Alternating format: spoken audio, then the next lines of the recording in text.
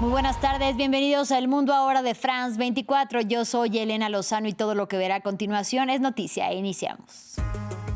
Con el compromiso de intensificar el trabajo para proveer garantías de seguridad para Ucrania, terminó en Londres la reunión de Volodymyr Zelensky con los líderes del E3. Según el Elíseo, la reunión permite continuar trabajando sobre el plan de paz de Donald Trump. Ahmed al-Shara proclamó la ruptura total e histórica con la era del régimen de Bashar al-Assad, que hoy cumple un año de haber sido derrocado en Siria. En el discurso aseguró que su gobierno marca un nuevo amanecer. Una nueva masacre carcelaria azota Ecuador. 13 presos fueron encontrados muertos en la cárcel de Machala, al suroeste del país, tras una explosión registrada a las afueras del centro penitenciario. Se habría tratado de un dron cargado de explosivos para distraer a los guardias.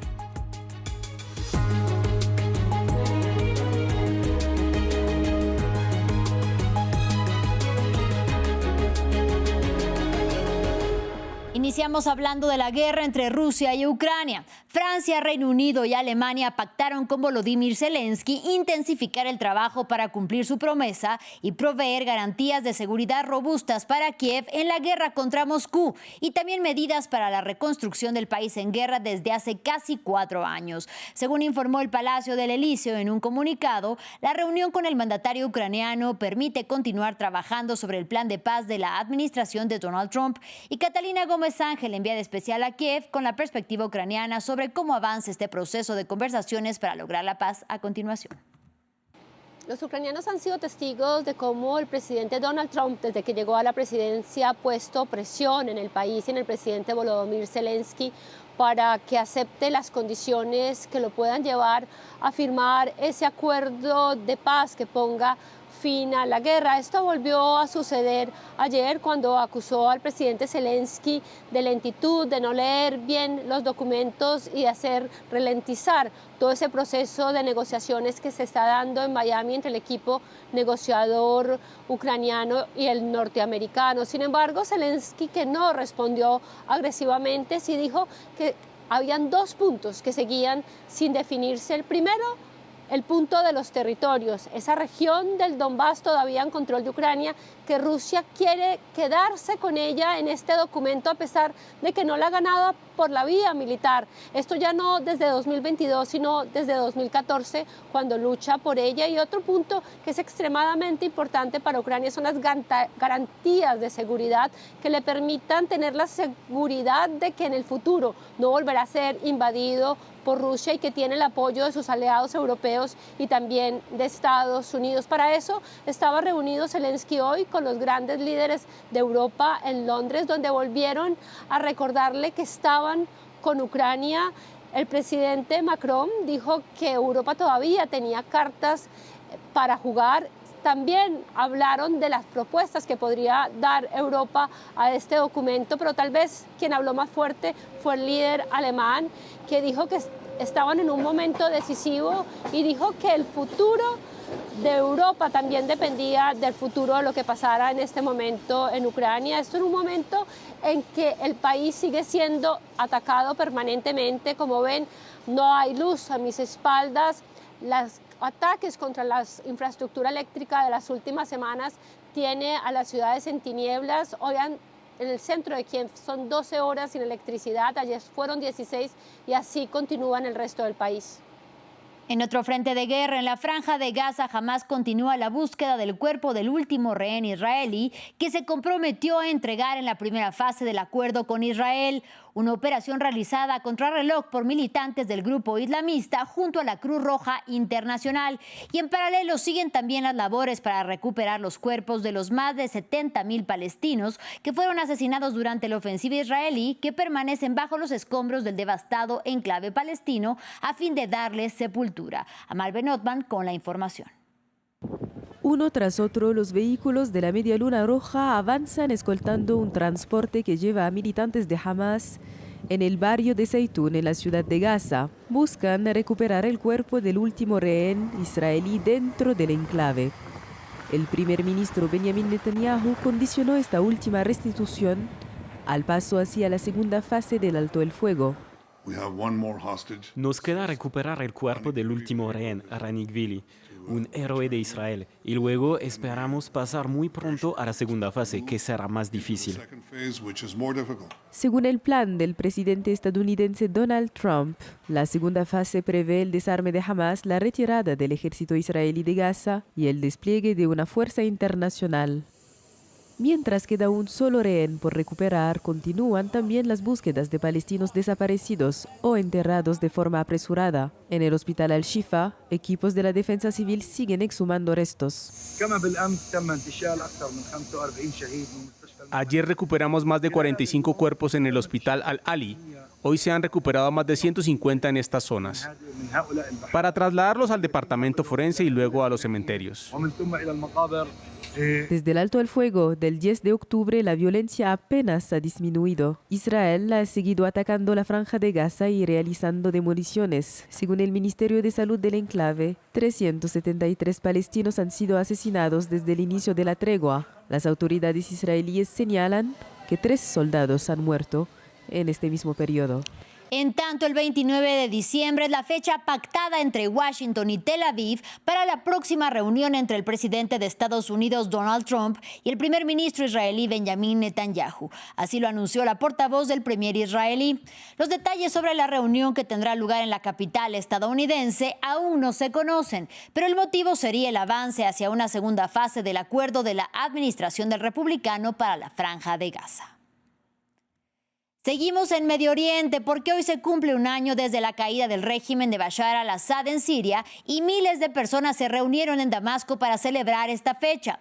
El presidente de facto sirio, Ahmed al-Shara, proclamó la ruptura total e histórica con la era del régimen de la familia al-Assad y proclamó también un nuevo amanecer. Sin embargo, 365 días después, la nación sigue marcada por las ausencias. Las prisiones se abrieron, pero las familias de los presos desaparecidos siguen viviendo un calvario. Y en la capital, la liberación trajo una nueva espera: justicia, reconocimiento y reparación que aún no han llegado. Aquí los detalles. Al contrario que muchos, para Mazda Abu Omar la prisión de Sednaya representó momentos efímeros de esperanza que había perdido. Un año después de su primera visita, aún busca saber qué le pasó a su esposo. Y al volver sobre aquel 8 de diciembre de 2024, el peso del recuerdo le remueve el corazón y la obliga a detenerse. Un año después de la liberación, seguimos sin noticias de mi esposo y mis hijos también desaparecidos. La injusticia y la tortura que vivimos dejaron secuelas profundas. Pedimos ayuda y justicia, no solo para sobrevivir, sino para que se reconozcan nuestras pérdidas y sanen las heridas que el régimen dejó. Como cada tarde, Fadi vuelve a la oficina de la Asociación de Familias César. Él también perdió a un hermano. Desde que abrió hace unos meses, el lugar se ha convertido en un espacio de apoyo emocional y acompañamiento para que quienes siguen buscando a sus desaparecidos encuentren fuerza en el proceso. Capacitamos a las familias para enfrentar la pérdida de sus hijos y hacerlas resilientes. Queremos que participen en la búsqueda y en la recuperación de restos. Comprendiendo que es un proceso largo, nuestro objetivo es ayudarlas a pasar del duelo a la motivación de reconstruir su vida y contribuir al país. Samar avanza entre los escombros de Hajar al-Aswad intentando reconstruir una rutina marcada por la ausencia. En la misma casa donde desapareció su hermano en 2013, su foto en la pared le recuerda cada día el peso de la espera que comparte con su padre enfermo, quizás sin tiempo para una despedida. Lo más difícil es la espera y no saber dónde está mi hermano. La recuperación de restos y la creación de una base de datos de ADN llevará tiempo y recursos. Mi padre es muy mayor y enfermo. Necesitamos apoyo internacional. Un año después de la liberación de Sednaya, símbolo de poder del régimen caído, Siria enfrenta un reto más duro. Entre ruinas, archivos perdidos y miedo persistente, intenta reconstruir su memoria colectiva. Ahora vamos al continente asiático. Un potente terremoto de magnitud 7,6 sacudió el norte de Japón y disparó una alerta por peligro de tsunami para las prefecturas de Hokkaido, Aomori e Iwate. La primera ministra nipona Sanae Takaichi informó que formó un equipo especial para hacer seguimiento a la situación que mantiene al país en máxima alerta. Asimismo dijo que instruyó a las autoridades a ofrecer información oportuna a la ciudadanía y adoptar las medidas necesarias para prevenir daños y priorizar garantizar la vida de las personas. Escuchemos a la premier. Ordené de inmediato que se facilitara al público información oportuna y exacta sobre los tsunamis y las evacuaciones. También que se aplicaran plenamente medidas para prevenir daños, como la evacuación de residentes, y que se determinara lo antes posible el alcance de los daños, trabajando estrechamente con las autoridades locales y bajo el principio de poner la vida humana en primer lugar. Todo el gobierno debe dedicar todos sus esfuerzos a las medidas de respuesta a los desastres de emergencia, incluyendo el rescate y socorro de las víctimas. Y en información de la región latinoamericana, Ecuador fue escenario de una nueva masacre carcelaria. 13 presos fueron encontrados muertos en la cárcel de Machala, al suroeste del país, tras una explosión registrada a las afueras del centro penitenciario. Recordemos que en esa misma cárcel fueron asesinados hace casi un mes 31 presos y varios de ellos por asfixia. Nuestra corresponsal Carolina Mela nos informó sobre lo que se conoce hasta el momento sobre esta masacre penitenciaria. Hasta el momento, 13 presos que habrían fallecido, pero no se tiene mayor confirmación porque podrían incluso ser más. Esto se da en medio de la opacidad del gobierno de entregar información sobre esta nueva masacre. De lo que se sabe es que explotó un dron muy cerca, a pocos metros de la cárcel de Machala, que está en la provincia del Oro, al sur de Ecuador, y que además está en el centro de la ciudad de Machala. Explota este dron, se levanta toda la emergencia por parte de la policía, pero al mismo tiempo hacen una intervención a la cárcel por la cercanía de lo que se dio esta explosión. Ahí encuentran los 13 cadáveres de los presos y los encuentran con signos de asfixia, al parecer muy similar a lo que había ocurrido, lo decías, hace casi un mes con 31 presos que habían muerto en condiciones similares. Esto además se suma a otros centenares de presos que han fallecido no solamente de esta manera, sino también por tuberculosis, sobre todo aquí en la cárcel de Guayaquil, en la cárcel del Litoral. Ya suman alrededor, solamente en el año 2025, cerca de 600 presos que han fallecido. Esto es más muertos, presos muertos en este poco tiempo de lo que murieron entre el año 2021 y 2023 en las peores masacres carcelarias que ha vivido el país. En Honduras, 3 días después, se reactivó el conteo de votos de las elecciones presidenciales del pasado 30 de noviembre. Según el más reciente balance del Consejo Nacional Electoral, Nasri Azura, el candidato conservador apoyado por el presidente de Estados Unidos, Donald Trump, se mantiene a la cabeza, seguido del candidato centrista Salvador Nasralla. A una semana de las presidenciales en el país centroamericano, no se conocen todavía los resultados definitivos y las constantes interrupciones en el conteo de los votos disparan la ola de incertidumbre y también de críticas sobre la transparencia del proceso postelectoral. Y cerramos con los nominados a los Globos de Oro que se celebrarán el próximo 11 de enero en Los Ángeles. La cinta de humor negro One Battle After Another de Paul Thomas Anderson lidera la lista con 9 candidaturas, entre ellas Mejor Película, Director, Actor Principal para Leonardo DiCaprio y Actriz Protagónica para Chase Infinity. Mientras que Sentimental Value del noruego Joaquim Trier tiene 8 y la versión de Frankenstein del mexicano Guillermo del Toro acumula 5. Entre ellas, Mejor Película, Mejor Dirección, Mejor Actor para el guatemalteco Oscar Isaac y Mejor Actor Secundario para Jacob Elordi. Por segundo año consecutivo, la comediante Nikki Glaser será la anfitriona de la 83ª entrega que premia lo mejor del cine y de la televisión.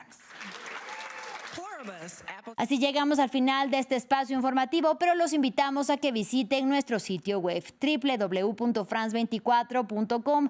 Ahí tenemos la actualización de las noticias que han marcado la agenda informativa de este lunes 8 de diciembre. Gracias por su compañía y si quieren seguirse informando, quédense aquí con nosotros en France 24.